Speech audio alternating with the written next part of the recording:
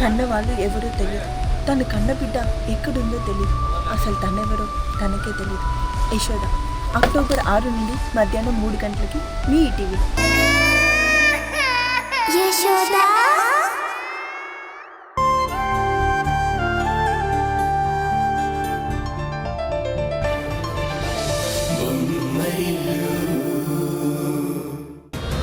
రాకేష్ గారు, మా ఇద్దరికి ఒక ఫోటోషూట్ అరేంజ్ చేయండి. సరే మేడం. మనిద్దరం కలిసి తీయించుకునే ఈ ఫోటోలు ఉషా చూడాలి. మన స్టిల్స్ చూసి అది స్టన్ అవ్వాలి. అది మిస్ అయిన ఛాన్స్ని నేను గోల్డెన్ ఛాన్స్లా ఎలా మార్చుకున్నానో చూసి గుక్క పెట్టి ఏడవాలి.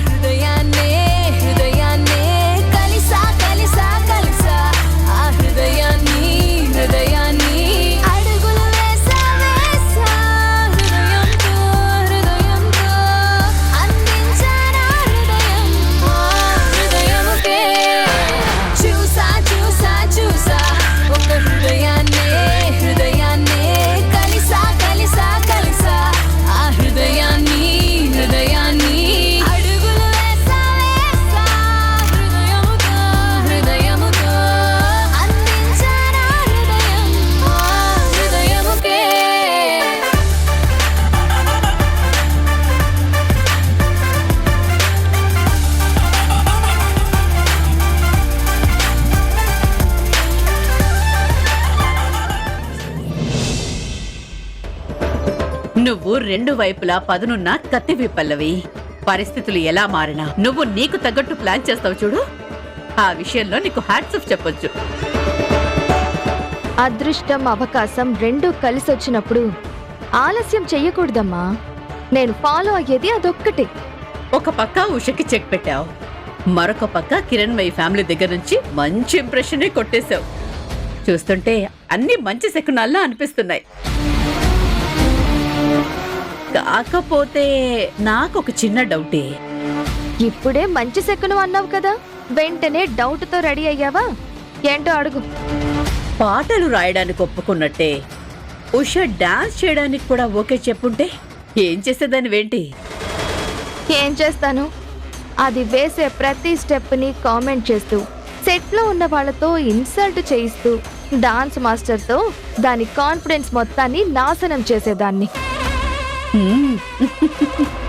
ఆ మెంటల్ టార్చర్ తట్టుకోలేక దానికదే ప్రాజెక్ట్ నుంచి తప్పుకునేది. అంటే ఈ ఆల్బమ్ కిరణ్ తో నువ్వే చేయాలని చాలా స్ట్రాంగ్ గా ఫిక్స్ అయ్యావన్నమాట. ఆల్బమ్ మాత్రమే చెయ్యాలని కాదు, అంతకు మించి. అంతకు మించి అంటే? కొన్ని రోజులు వెయిట్ చేయమ్మా. ప్రతి విషయం ముందే రివీల్ చేస్తూ ఉంటే నీదిష్టే తగిలి అనుకున్నది ఏది అవ్వడం లేదు. నిన్ను కన్న తల్లినే నేను. నా దృష్టి నీ భవిష్యత్తు బాగుండాలనే ఉంటుంది తప్ప దిష్టి తగిలేలా ఏం కాదు.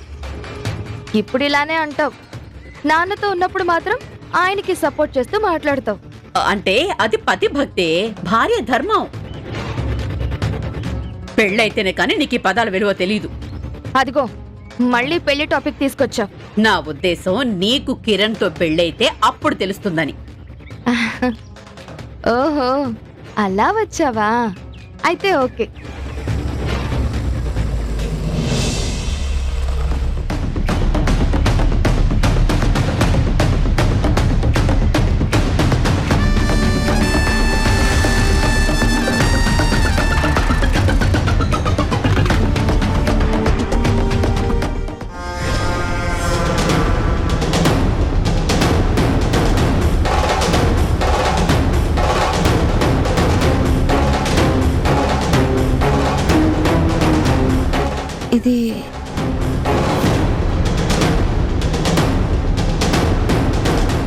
దీని పేరు పల్లవి. ఎస్, పల్లవికి నిషా తల్లితో సంబంధం ఏముంది? కిరణ్తో మ్యూజిక్ ఆల్బమ్ చేస్తూ కిరణ్మయ్ ఫ్యామిలీ మీద స్వామి భక్తి చూపిస్తూ స్వర్ణతో ఇంత క్లోజ్గా ఉందేంటి?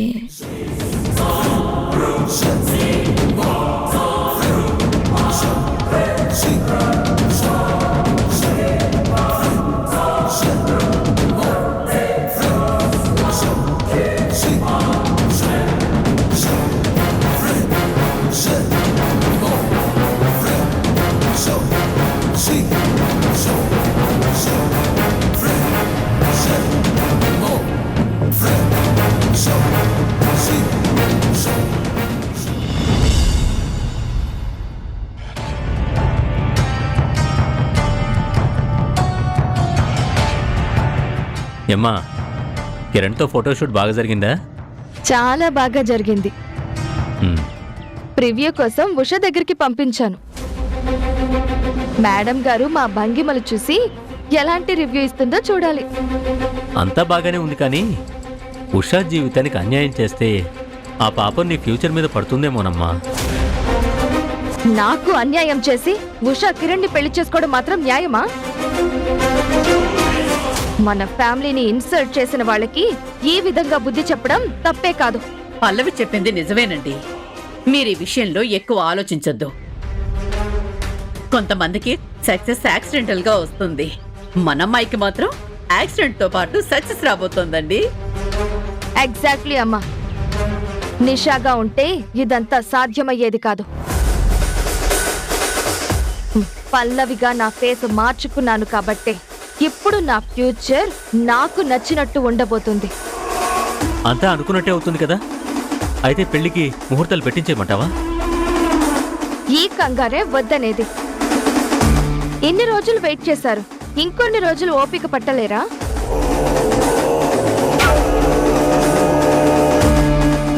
హాయ్ పల్లవి.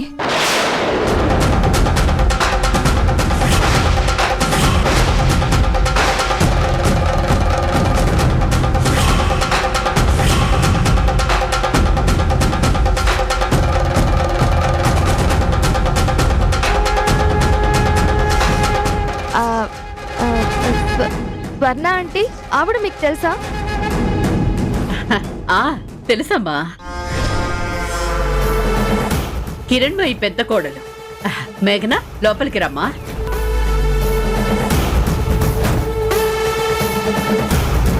ఓ అవునా. హాయ్ అండి. మీ గురించి చాలా సార్లు విన్నాను. ఫస్ట్ టైం మీట్ అవుతున్నాను. నీ గురించి నేను కూడా చాలాసార్లు విన్నాను. ఆడియో ఓపెనింగ్ రోజున నీ వీడియో కూడా చూశాను. ఓహో, నన్ను బాగానే ఫాలో అవుతున్నారన్నమాట. అందుకే కదా వెతుక్కుంటూ ఇంటి దాకా వచ్చాను. ఇది మా ఇల్లు కాదండి, స్వర్ణ ఆంటీ ఇల్లు. ఓ, స్వర్ణ ఆంటీ. ఈ పల్లవి మీకెలా తెలుసు స్వర్ణ గారు?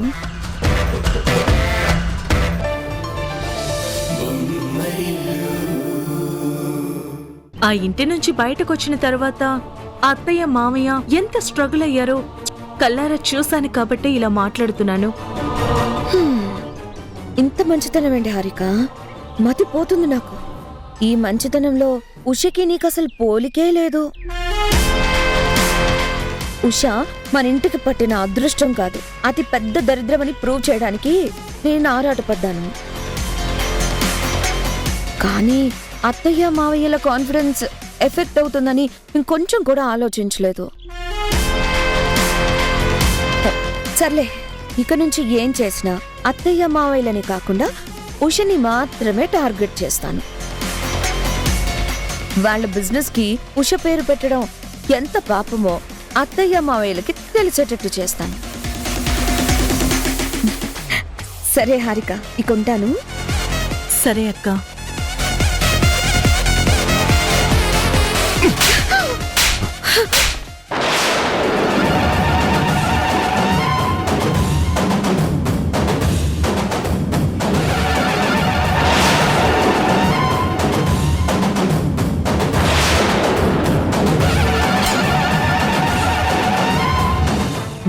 కొడతావా?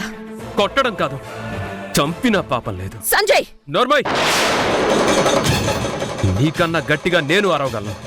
నీ గొంతులో నుంచి ఒక్క మాట కూడా బయటికి రాకుండా ఆపేయగలను. ఇన్ని రోజులు ఆఫీసులో ఎన్ని తప్పులు చేసినా భరించాను, ఇక నా వల్ల కాదు. మా వాళ్ళు ఇంట్లో నుంచి బయటికి వెళ్ళడానికి కారణమైంది సరిపోలేదా? బయట కూడా వాళ్ళని ప్రశాంతంగా బ్రతకనివ్వవా? మా బతుకు మా ఇష్టం అని వెళ్ళిపోయారు. కష్టాలు నష్టాలు కామన్, దానికి నన్నే కారణం అంటే ఎలా? ఆపు నీ నాటకాలు. నువ్వు హారికతో మాట్లాడింది మొత్తం నా చెవులారా క్రిస్టల్ క్లియర్ గా విన్నాను. ఆ నిజాన్ని అబద్ధం చేయాలని చూడకు. వినడం వేరు, అర్థం చేసుకోవడం వేరు. నీకు మొదటిది మాత్రమే వచ్చు కాబట్టి కారం పిలిచిన గంగిరదులా రంకెలేస్తున్నావు. కంట్రోల్లో ఉన్నాను కాబట్టే చంప పగిలింది. నిజంగా రంకెలేస్తే రక్తం కక్కుకొని చచ్చేదానివి. తప్పుని క్షమించడం మనిషికి వరం అంటారు, కానీ నీలాంటి వాళ్ళ విషయాల్లో శాపం అయింది. జీవితాంతం కుమిలి కుమిలి ఏడ్చే పాపంగా మారింది. ₹1,00,00,000 పైగా మనీ ట్రాన్సాక్షన్ జరిగితే నాకు తెలియదు అనుకుంటున్నావా? ఈ రోజు కాకపోయినా ఎప్పటికీ కనిపెట్టలేను అనుకున్నావా? వాళ్ళ కష్టాన్ని కంపెనీని లాక్కున్నావు. లంక అంత కొంపలో తెయ్యంలా చెప్పలేనంత సుఖాన్ని అనుభవిస్తున్నావు. అయినా నీ ఆశ తీరలేదా? చచ్చే వరకు నీ బుద్ధి మారదా? ఇక చాలు, ఇక చాలు, ఇక చాలు. సైలెంట్ గా వింటున్నాను కదా అని సోది చెప్పద్దు. ఇంకొక మాట నా చావు గురించి, చంపడం గురించి మాట్లాడితే నేనిచ్చే రిప్లై చచ్చే వరకు మర్చిపోలేవు. ఏంటి బెదిరిస్తున్నావా? కాదు, ఓపిక చచ్చి మాట్లాడుతున్నాను. ఇన్ని రోజులు తప్పక భరించాను. ఇప్పుడు చెంపదెబ్బ తిన్నా మినిస్టర్ కూతురుగా చెప్తున్నాను, ఇక నా వల్ల కూడా కాదు. నీ వల్ల కాకపోతే నువ్వు మీ నాన్న వల్లకాట్లో కూర్చొని ఆడవండి. అంతేకాని జీవితంలో ఎదగాలనుకుంటున్న మా అమ్మ నాన్నల జోలికి రాకండి. వెళ్తాను. నన్ను ఆపడానికి నువ్వెవరు? మీ అమ్మ నాన్నలు, తమ్ముళ్ళు, మరదళ్ళు, ఆఖరికి మీ చెల్లి అందరూ నాకు ద్రోహం చేశారు, అవమానించారు. అలాంటి వాళ్ళ మీద ప్రతీకారం తీర్చుకోవడమే నా లక్ష్యం. ఎంత పొగరే నీకు!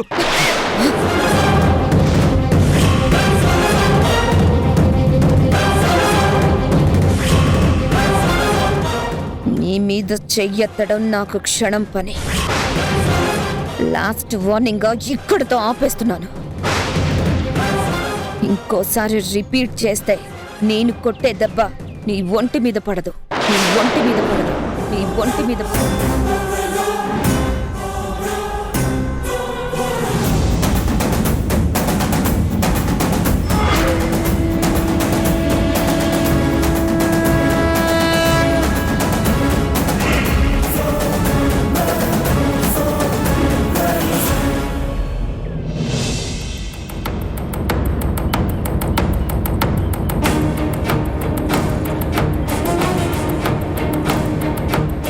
శ్రీవాణి గారు,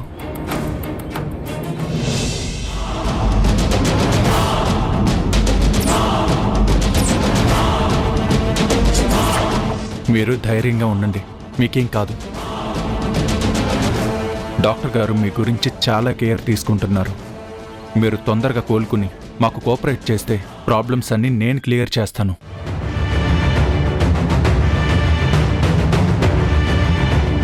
టేక్ కేర్ శ్రీవాణి గారు.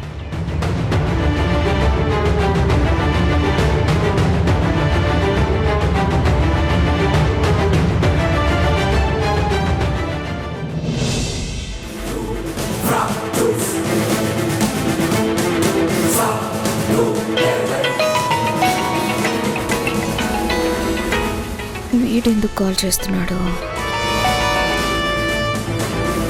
హలో. భయపడొద్దు మేఘన్ గారు, మీకు ఇంకా గ్రేస్ పీరియడ్ ఉంది. గ్రేస్ పీరియడా? దేనికి? మీరు చేసిన నేరం నిరూపించడానికి,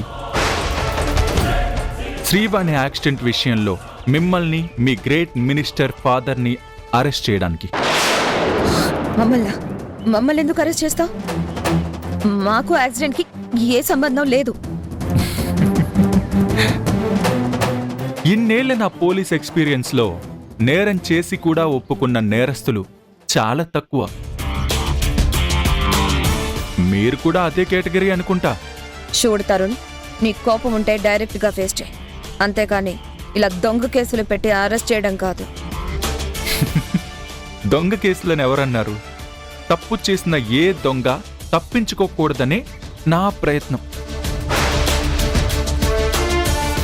మీ నాన్న నువ్వు ఏ సంబంధం లేని వాణ్ణి తీసుకొచ్చి కేసులో ఇరికించి చేతులు దులుపుకున్నంత మాత్రాన నేను వదిలేస్తాననుకున్నారా?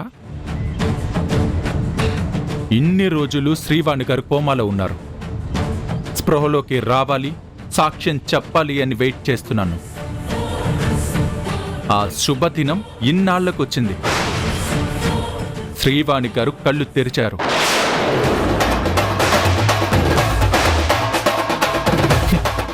గుడ్ న్యూస్ చెప్పినా సైలెంట్గా ఉన్నారేంటి మేఘన గారు? నేను చెప్పిన న్యూస్ మీకు షాక్ ఇచ్చిందా? షాక్ ఎందుకు? అలా ఏం లేదు. ఆ డాక్టర్తో మాకేం శత్రుత్వం లేదు. నువ్వేదేదో ఊహించుకొని ఎగ్జైట్ అవ్వకు. నేను ఎగ్జైట్ అవ్వడం కాదు, ఇంకొన్ని రోజుల్లో ఎగ్జైటింగ్ రిజల్ట్ రాబోతుంది. శ్రీవాణి గారు కోలుకున్న మరుక్షణం స్టేట్మెంట్ తీసుకుంటాను. ఆవిడ యాక్సిడెంట్కి కారణమైన అందరినీ అరెస్ట్ చేస్తాను. ఇంకో విషయం, శ్రీవాణి గారి మీద ప్రేమతో హాస్పిటల్కి చూడ్డానికి మీరు కానీ, మీ ఫాదర్ కానీ, లేదంటే వేరే కిరాయి మనుషులు కానీ వస్తారేమో. అలా వచ్చే ముందు నాకు ఇన్ఫార్మ్ చేయండి. ఎందుకంటే శ్రీవాణి గారు పోలీస్ ప్రొటెక్షన్లో ఉన్నారు. ఆమె లైఫ్కి థ్రెట్ ఉంది. కాబట్టి అవుటర్స్ని అంత ఈజీగా చూడ్డానికి పంపించడం లేదు. ఈ రోజు నుండి మీరు మీ ఫాదర్ అలర్ట్గా ఉండండి మేఘన గారు. ఎందుకంటే ఎప్పుడు ఎలా ఉంటుందో, ఎవరొచ్చి ఎలా అటాక్ చేస్తారో, ఐ మీన్ అరెస్ట్ చేస్తారో ఊహించుకోవడం కొంచెం కష్టమే.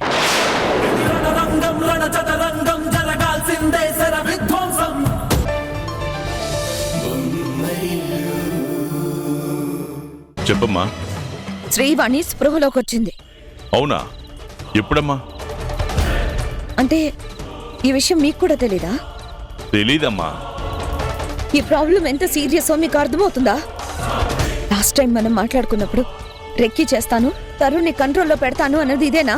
అంటే పార్టీ మీటింగుల్లో కొంచెం బిజీగా ఉండి ఈ విషయం గురించి మర్చిపోయానమ్మా. మర్చిపోయారా? ఎలా డాడ్? ఏ చిన్న క్లూ కూడా వదలకుండా తరుణ్ ఈ కేసుని ఎంత సీరియస్ గా తీసుకున్నాడో తెలుసా? శ్రీవాణి స్పృహలోకి వచ్చిందని తెలిసి ఫోన్ చేసి మరి ఎంత వెటకారంగా వార్నింగ్ ఇచ్చాడో తెలుసా? ఏంటి, తరుణ్ నీకు ఫోన్ చేశాడా? అదే కదా చెప్తున్నాను. శ్రీవాణి స్పృహలోకి రాగానే స్టేట్మెంట్ తీసుకుంటాడంట. ఈ రోజు నుంచి మనం అలర్ట్ గా ఉండాలంట. ఏ క్షణమైనా వచ్చి మనల్ని ఇద్దరిని అరెస్ట్ చేస్తాడంట.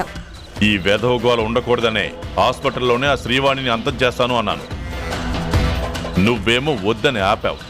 ఇప్పటికైనా మించిపోయింది లేదు. మన వాళ్ళకి చెప్పనా? ఒకసారి మీ వాళ్ళకి చెప్పినందుకే రోజులు గడిచే కొద్దీ ప్రాబ్లం పెద్దదవుతూ వస్తుంది. ఆల్రెడీ తరుణ్ హాస్పిటల్లో పోలీస్ సెక్యూరిటీ కూడా పెంచాడు. మన మీద నిఘా కూడా పెట్టుంటాడు. ఈ యాక్సిడెంట్ కావాలని చేసింది అని నిరూపించడానికి తరుణ్ దగ్గర ప్రూఫ్స్ ఉన్నాయి. శ్రీవాణి కూడా ఖచ్చితంగా తరుణ్కి సపోర్ట్ చేస్తుంది. అప్పుడు మన గతి సెంట్రల్ జైలే.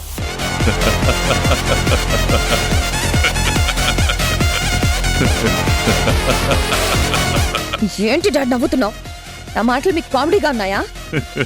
కాదమ్మా, ఒక మినిస్టర్ కూతురు అయి ఉండి ఇలా భయపడితే నవ్వొస్తుంది. తరుణ్ది కేవలం ప్రభుత్వం ఉద్యోగం మాత్రమే. పవర్ నా చేతిలో ఉన్నంతకాలం వాడు ఎన్ని సాక్ష్యాలు చూపించినా, ఎన్ని కేసులు పెట్టినా మనకేం కాదు. డాడ్, తరుణ్ని అంత లైట్ తీసుకోవద్దు. వాడు మన మీద చాలా కోపంగా ఉన్నాడు. అసలు వాడిని పోస్ట్లో లేకుండానే చేస్తాను. అప్పుడు నీకు ఓకేనా? నిజంగానా? ఆ పని చేయండి, నా టెన్షన్లన్నీ వదిలిపోతాయి. సరే అయితే ఇక నుంచి తరుణ్ని, శ్రీవాణి ప్రాబ్లంని నాకు వదిలేసేయి. నువ్వు రిలాక్స్ అయిపో. ఈ సమస్యకు శాశ్వత పరిష్కారం నేను చూపిస్తాను. సరేనా?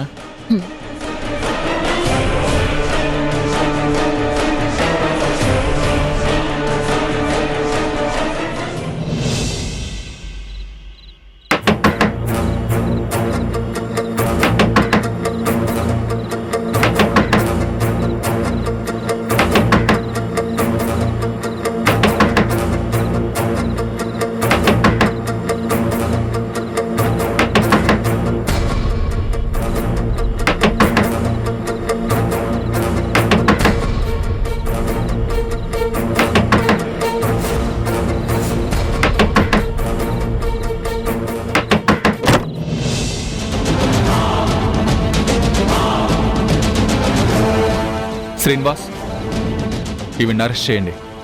అరెస్ట్ ఏంటి?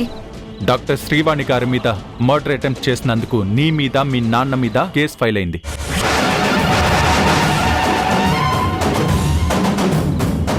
ఆల్రెడీ మీ నాన్న మా కస్టడీలో ఉన్నాడు. నువ్వు కూడా వస్తే ఇద్దరు స్టేషన్లో కూర్చొని ఫ్యూచర్ ప్లాన్స్ డిస్కస్ చేసుకోవచ్చు.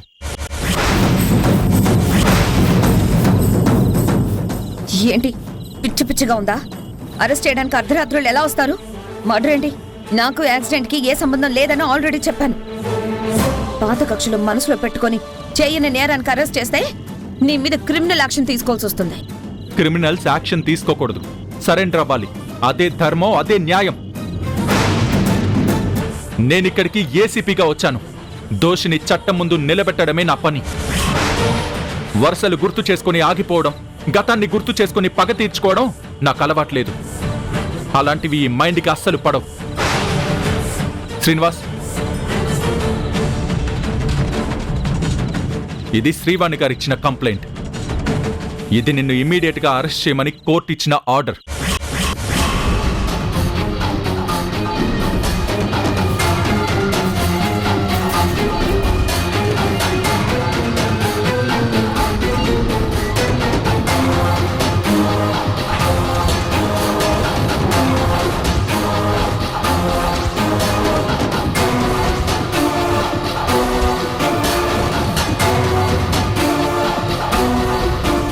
ఇప్పటికైనా అరెస్ట్ చేయొచ్చా, లేక మా లేడీ కానిస్టేబుల్తో లాక్కుని తీసుకెళ్ళమంటావా? సంజయ్, సంజయ్, సంజయ్, సంజయ్, సంజయ్. ఏమైంది మేఘనా? సంజయ్, మీ తమ్ముడు నన్ను అరెస్ట్ చేయడానికి వచ్చాడు. ఎందుకని అడుగుతుంటే నా మీద అరుస్తున్నాడు. ఏవేవో సంబంధం లేని కేసులు నన్ను ఇరికిస్తున్నాడు. సంబంధం లేని కేసులేంటి? ఈ సాక్ష్యాలు చూపించి మాట్లాడు.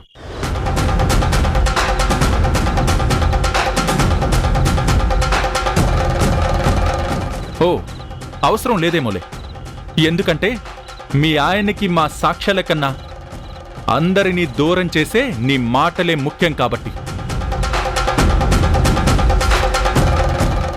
మూడో కంటికి తెలియకుండా నువ్వు చేసే నేరాల కన్నా కళ్ళు బైర్లు కమ్మించే నీ మాయలే ఎక్కువ కదా. ఏంటి సంజయ్, నిన్నన్ని మాట్లాడుతుంటే సైలెంట్ గా ఉన్నావు?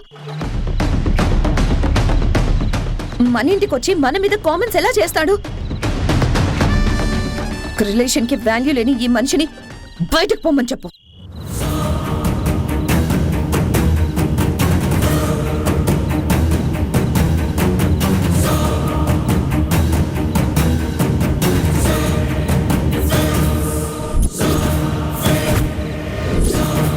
అరే తరుణ్, దీన్ని అరెస్ట్ చేసి బయటికి తీసుకెళ్ళరా.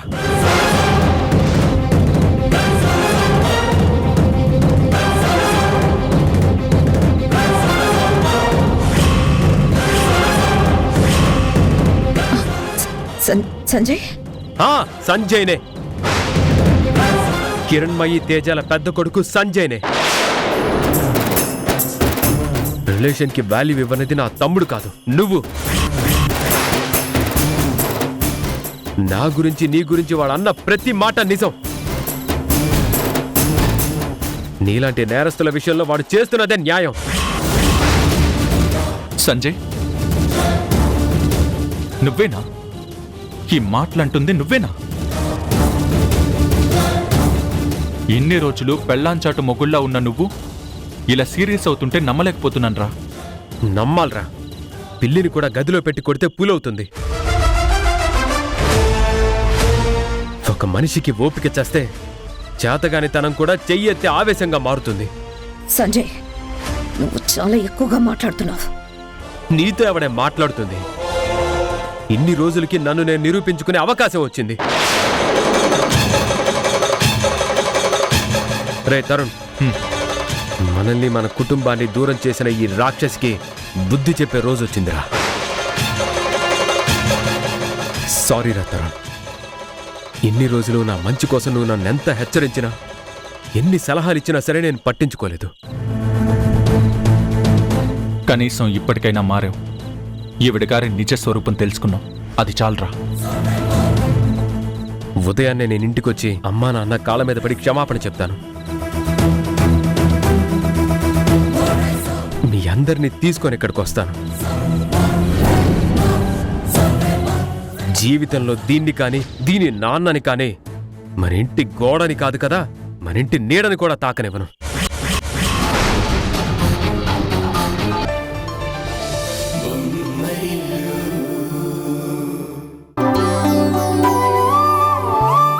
సరే, ఉంటాను.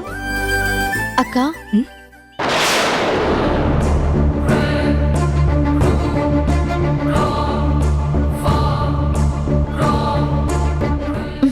అక్క ఆగు. ఏంటి? అక్క, ఇంకెన్ని రోజులు ఇలా ఉంటావు? నీకు కోపం ఉంటే తిట్టు కొట్టు, అంతేకాని నన్ను పరాయి దానిలో చూడొద్దు. చి, అత్తయ్య గారి కోసమే కదా వచ్చావు. లోపలున్నారు, వెళ్ళు. అత్తయ్య గారే కాదక్క, నాకు నువ్వు కూడా కావాలి. నువ్వు నాతో మాట్లాడాలి. నీకు తరుణ్ కంటే సీక్రెట్స్ ఉంటాయి. నాకు తెలియకుండా చెప్పుకునేంత కబుర్లుంటాయి. నాతో మాట్లాడడానికి ఏముంటాయి? అక్క, ఆ దేవుడు సాక్షిగా, నా భర్త సాక్షిగా, నీ విషయంలో నేనే తప్పు చేయలేదు, చెయ్యలేను కూడా. నేనెప్పుడు నీ మంచే. వద్దమ్మా, నువ్వు కోరుకున్న మంచేంటో కల్లారా చూస్తున్నాను కదా. నువ్వేదో అదృష్ట దేవతవని నమ్మి నన్ను పక్కన పెట్టి కంపెనీకి నీ పేరు పెట్టారు. ఆఫీసులకి తీసుకెళ్లి హారతులు కూడా పట్టారు. కానీ నీ మహత్యం ఏంటో మొదటి ప్రాజెక్టుగా బయటపడిపోయింది. కాబట్టి నీ యాక్టింగ్, టాలెంట్, తెలివితేటలన్నీ బిజినెస్ లో చూపించు, నా ముందు కాదు. అలా మాట్లాడొద్దక్క. నువ్వు నన్ను నమ్మాలన్నా, ఇంతకు ముందులా అభిమానంగా ఉండాలన్నా నేనేం చెయ్యాలో చెప్పు. ఏం చేసినా నేను నమ్మను. ఒక్కసారి మనసు విరిగిపోయాక ఎన్ని ప్రయత్నాలు చేసినా అది అతుక్కోదు. ఈ ఇంటికి వస్తే వచ్చిన పని చూసుకొని వెళ్ళు. నేనేదో తప్పక మాట్లాడతాను.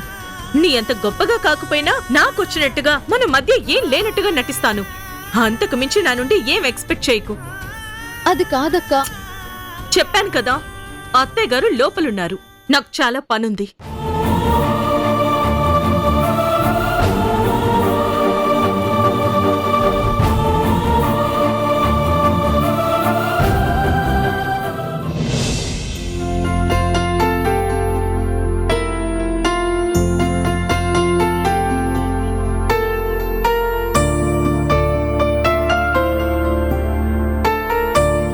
అత్తయ్య, ఉషా, రామ్మా.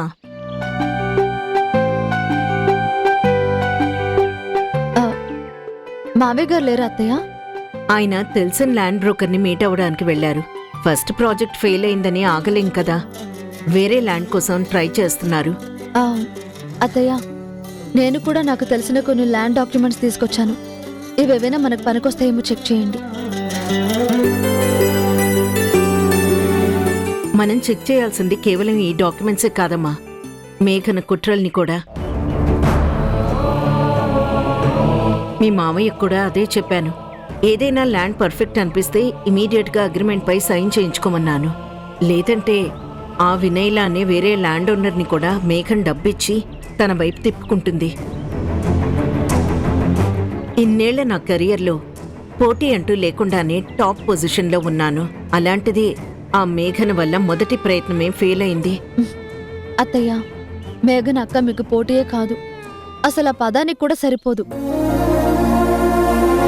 తన పరా భేదం లేకుండా తను ఎదగడం కోసం మిగిలిన వాళ్ల పతనం కోరుకోవడం తప్ప మేఘనక్కకేం రాదు తెలీదు.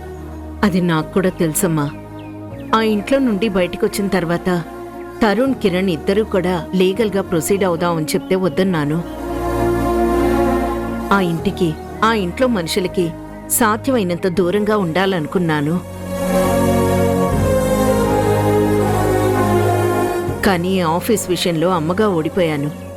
రీసెంట్గా సైట్ విషయంలో ఒక వ్యాపారవేత్తగా నష్టపోయాను. నష్టమేం లేదత్తయ్య.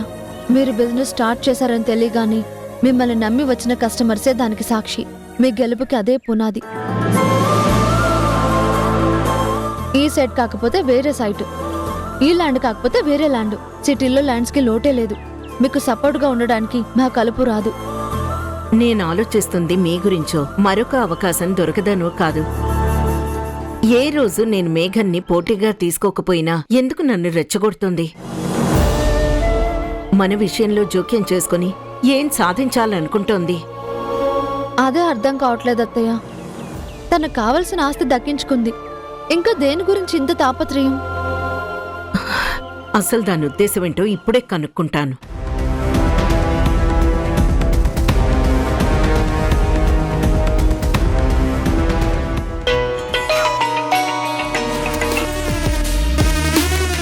హలో,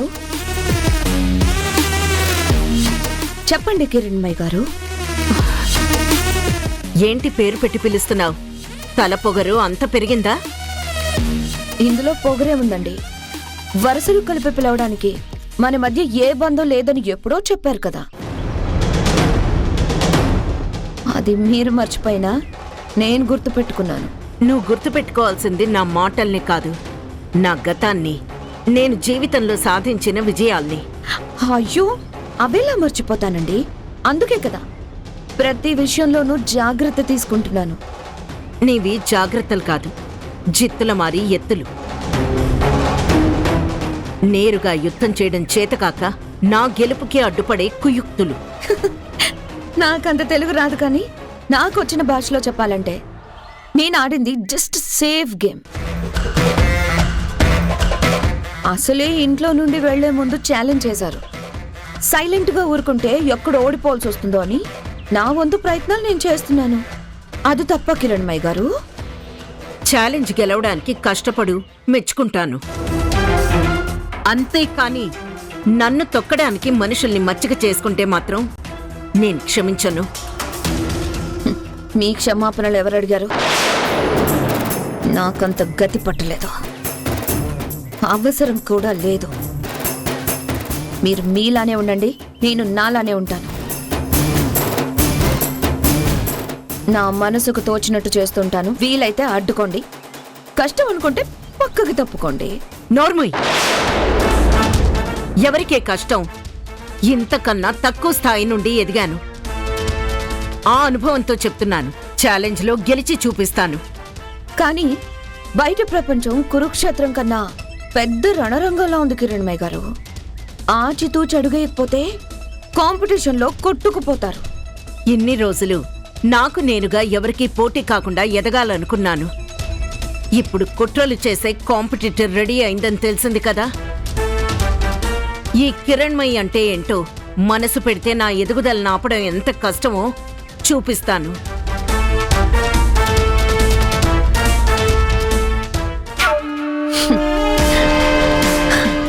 ఆపడం నా ధర్మం అత్తయ్య, కష్టమేం కాదు. ఒక్క షాక్ ఎంత సీరియస్ అవుతుందంటే ముందు ముందు మనం ఇచ్చే మాస్టర్ స్ట్రోక్స్ కి ఏమైపోతుందో.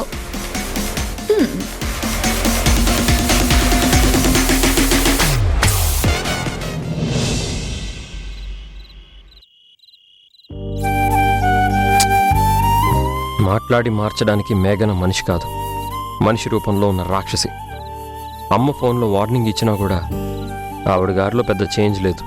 అక్కలో మార్పు వచ్చినా రాకపోయినా అత్తయ్య మాత్రం బిజినెస్ వ్యవహారంలో ఇంకా స్ట్రాంగ్గా మారతారు. కోడలి మీద పంతం కొద్దైనా ఇంకా సక్సెస్ అవుతారు. అమ్మకి సపోర్ట్గా నువ్వు ఉన్నావు కాబట్టి ఆ విషయంలో నాకు నమ్మకం ఉంది. కానీ నేను ఈ మ్యూజిక్ ఆల్బమ్ విషయంలో పడి ఇంటి విషయాలు ఏవి పట్టించుకోవడం లేదు. చూడండి,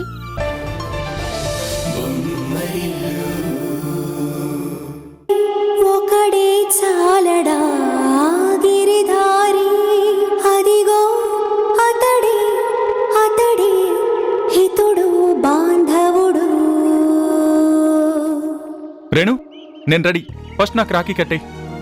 అన్నయ్యని రానివ్వు, అప్పుడు స్టార్ట్ చేస్తాను. అన్నయ్య? ఏ అన్నయ్య? ఇంకే అన్నయ్య వస్తాడ్రా, కిరణ్ గురించే చెప్తోంది. చెల్లి మీద ప్రేమతో అన్నగా నీ పెద్ద కొడుకు వస్తాడేమో అని తరుణ్ డౌట్ పడుతున్నట్టున్నాడు.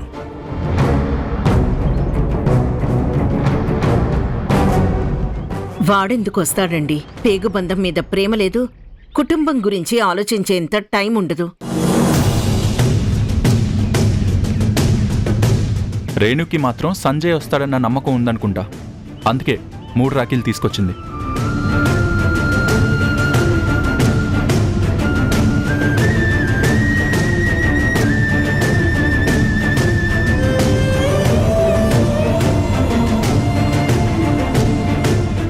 రేణు, తరుణ్ చెప్పేది నిజమా? వాడు ఈ ఇంటికి రావాలని కోరుకుంటున్నావా? అదేం లేదు నాన్న. మరి నీ దగ్గర 3 రాఖీలు ఎందుకున్నాయి?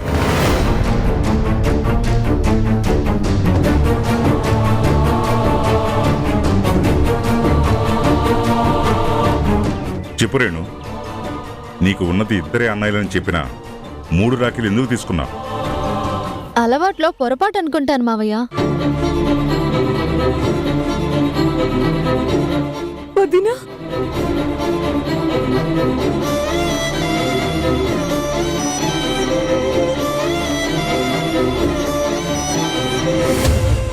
నేను చెప్పింది నిజమే కదా రేణు? అవును. ప్రతి సంవత్సరం 3 రాఖీలు కొండం అలవాటై తీసుకున్నాను. 3 అన్నయ్య లేనప్పుడు 3 రాఖీలు ఎందుకమ్మా? అది ఉన్నంతసేపు వాడే గుర్తొస్తాడు.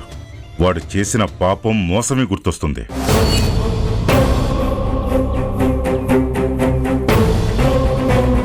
గుర్తు రావడం కాదు నాన్న, మనమే తలుచుకుని ఫీల్ అయిపోతున్నాం. వాడి గురించి వదిలేయండి నాన్న.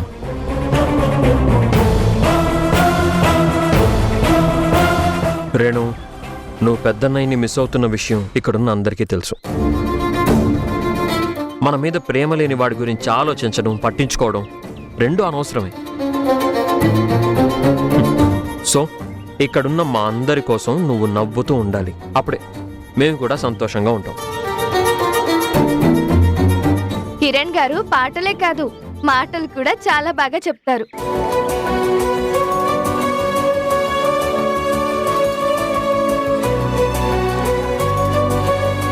పల్లవి, రామ్మా.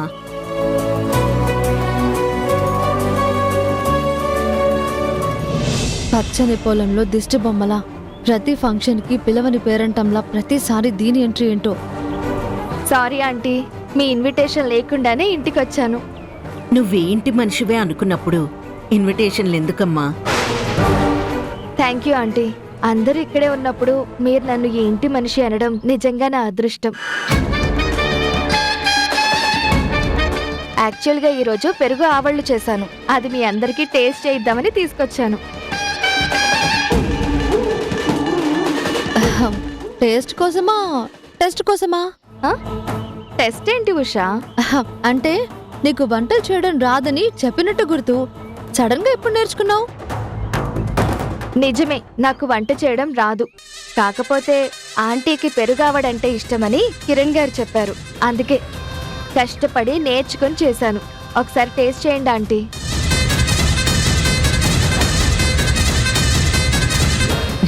ఇప్పుడు ఎందుకమ్మా, లంచ్ టైంలో అందరం కలిసి తిందాం.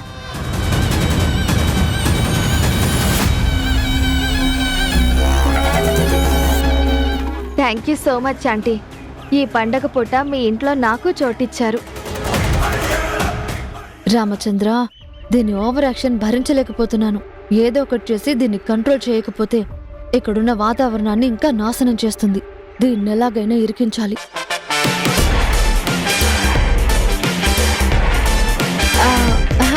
పల్లవి, ఎలాగో పిలవకుండా వచ్చావు. రాఖీ పండగకి రేణు అన్నయ్యలకి ఎలా రాఖీ కడుతుందో నువ్వు కూడా అలాగే రాఖీ కట్టు. నేనా? ఎవరికి? ఇంకెవరికి? నీ అభిమాన సింగర్ కిరణ్ గారికి.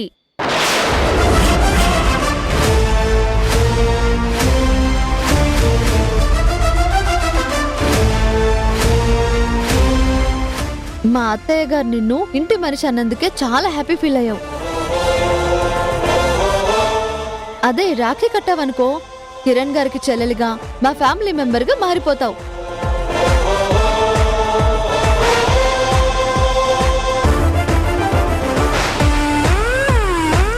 ఏమంటారు అత్తయ్య? అవునమ్మా, ఉష చెప్పినట్టు చేస్తే నువ్వెప్పుడూ అనాథవన్న ఫీలింగ్ నీకు, పరాయిదానివన్న ఫీలింగ్ మాకు రాదు.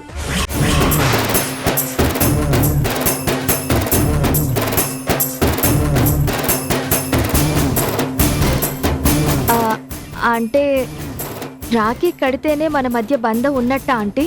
ఉన్నట్ట లేనట్ట కాదు. ఎన్ని రోజులు పేరు లేని మీ బంధానికి ఈ రోజు మేమంతా సాక్ష్యం అవుతాం. మనమంతా ఒకే ఫ్యామిలీగా నువ్వు నాకు ఇంకో ఆడపడుచుగా మారిపోతావు.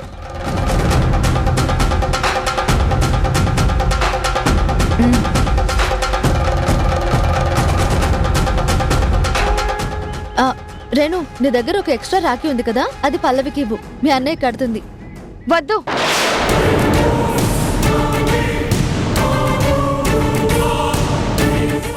ఏ ఎందుకొద్దు? అంటే కిరణ్ గారి అభిప్రాయం కూడా తెలుసుకోవాలి కదా. నాకేం అభ్యంతరం లేదు.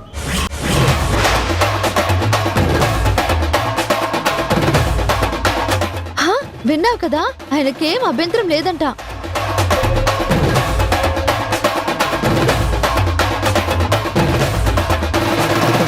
ఇంకెందుకు ఆలోచిస్తున్నావు? రాఖీ కట్టు పల్లవి. మీ అభిమాన సింగర్ని అన్నయ్యగా మార్చుకో.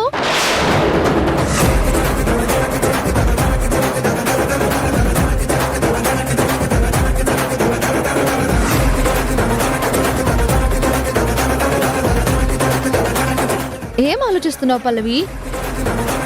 ఓ, రెండు దగ్గర ఉన్నదొద్దా? పోనీ నేను వెళ్ళి కొత్త తీసుకురానా? అవసరం లేదు, నా దగ్గర ఉంది.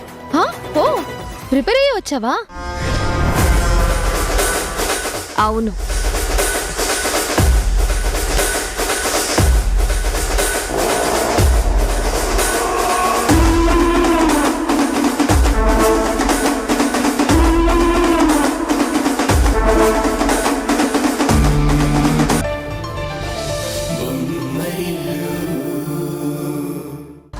రేణు మీద కూతురిగా మీకెంత బాధ్యత ఉందో ఒక అన్నగా నాకు అంతే బాధ్యత ఉంది, హక్కు కూడా ఉంది.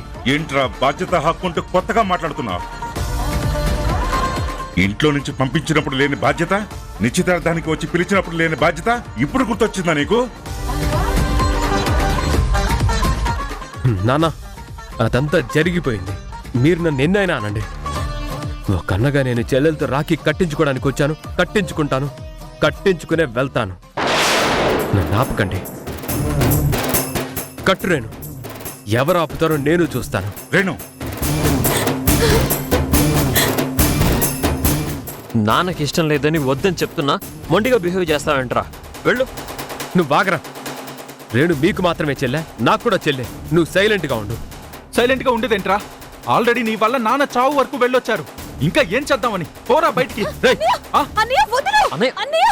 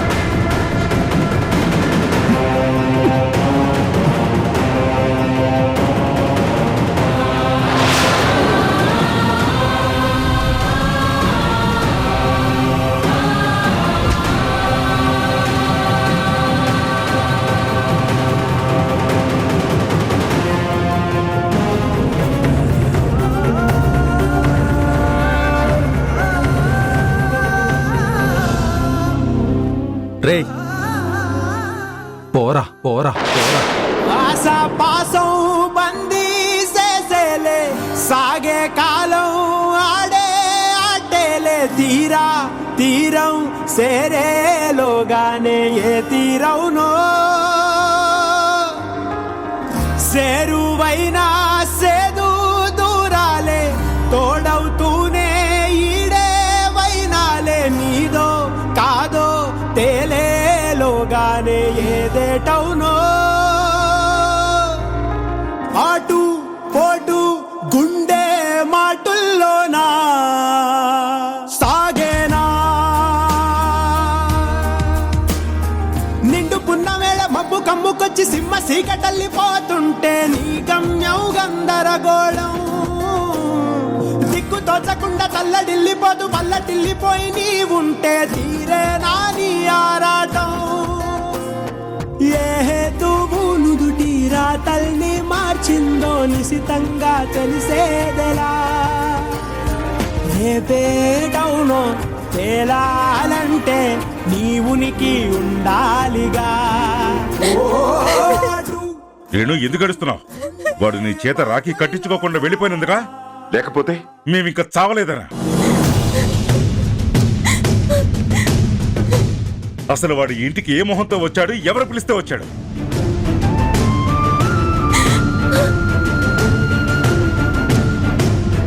చెప్పు, ఇదంతా నీ పనేనా? వద్దని చెప్పినా వినకుండా మళ్ళీ వాడింటికి వెళ్ళి రమ్మని పిలిచావా? అన్నం మీద ప్రేమతో ఈ నాన్న మాటనే గాలి కుదిలేశావా? అడుగుతుంది నిన్నే, మాట్లాడు. మావయ్య, సంజయ్ బావగారిని ఇక్కడికి రమ్మని పిలిచింది రేణు కాదు, నేను నేను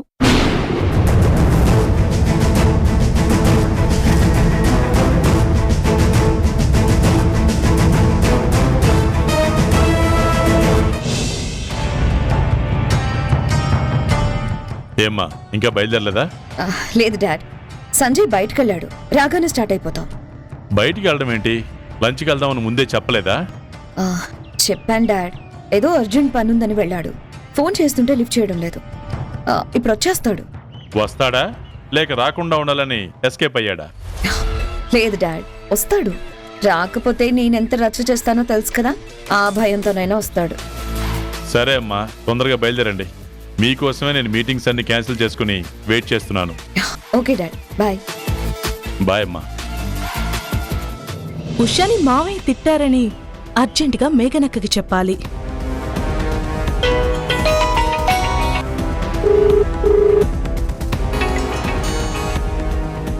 చెప్పారిక? అక్క ఎక్కడున్నావు? ఇంట్లోనే. నువ్వేంటి సడన్ గా కాల్ చేసావు? ఏదైనా న్యూస్ ఉందా? చాలా చాలా పెద్ద న్యూస్ అక్క. నేను చెప్పడం కన్నా నువ్వు చూస్తుంటే ఇంకా బాగుండేది. నువ్వు కూడా ఈరోజు మా ఇంటికొచ్చుంటే లైఫ్ లో అద్భుతమైన యాక్షన్, డ్రామా, సెంటిమెంట్ అన్నీ చూసేదానివి. మిస్ అయిపోయావు. ఇన్ని ఎమోషన్స్ ఉన్నాయంటే ఇదేదో బ్లాక్ బస్టర్ సీన్ అయి ఉంటుంది. అవునక్క, ఈ ఇన్సిడెంట్ మొత్తానికి లీడ్ యాక్టర్ ఎవరనుకున్నావు? బావగారే. సంజయ్ అక్కడికొచ్చాడా? బావగారు రాలేదక్క. అదే ఉత్తమ కోడలు ఉషా, ఆవిడ చేసిన ఘనకార్యం ఇదంతా. రేణు రాఖీ కట్టడం మిస్ అవ్వకూడదని బావగారిని ఇక్కడికి పిలిపించింది. అందరితో తిట్టించింది. ఆఖరికి అది కూడా తిట్లు తిని వెళ్ళిపోయింది. ఈ రోజు బావగారి మాటలు విన్న తరువాత నాకొక్క విషయం చాలా క్లారిటీ వచ్చింది. ఇలాంటి సెంటిమెంట్ ఇన్సిడెంట్స్ 2-3 జరిగితే బావగారు వాళ్ళ అమ్మా నాన్నలకి దగ్గరైపోతారు. నువ్వందరి దృష్టిలో విలన్ వైపోతావు. ఉషాని కంట్రోల్ చేయాలనుకున్న నువ్వు ఆఖరికి ఒంటరిగా మిగిలిపోతావు. ఉషా విషయంలో నాకు సాయం చేయకపోయినా పర్లేదక్కా, కానీ నీ జీవితాన్ని నువ్వు చక్కబెట్టుకో.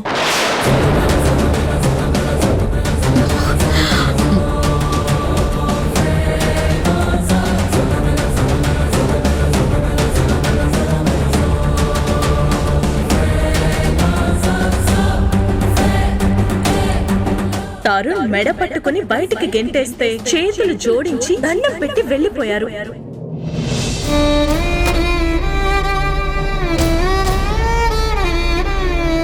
పోరా బయటికి. రేయ్, ఆ?